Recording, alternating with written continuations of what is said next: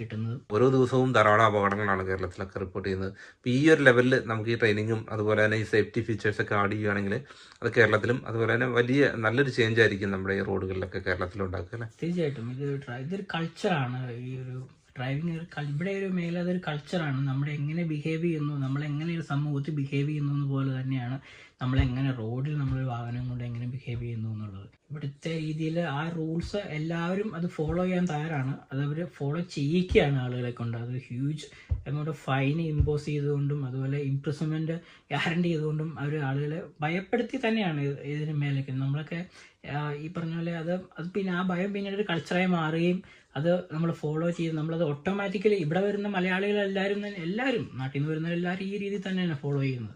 അപ്പം നമുക്ക് ചെയ്യാൻ കഴിയും, വേണ്ടെന്ന് വെച്ചിട്ടാണ് നാട്ടിലത്. അതുപോലെ തന്നെ നമുക്ക് ഈ ഒരു കോച്ച് ഡ്രൈവർ ആകുന്നതിന് ക്വാളിഫിക്കേഷൻ ഒക്കെ എന്താണ് വേണ്ടത്? ഹൈ ക്വാളിഫിക്കേഷൻ ഒക്കെ ആവശ്യമുണ്ടോ? ഇല്ലില്ല, അങ്ങനെ ഹൈ ക്വാളിഫിക്കേഷൻ ഒന്നും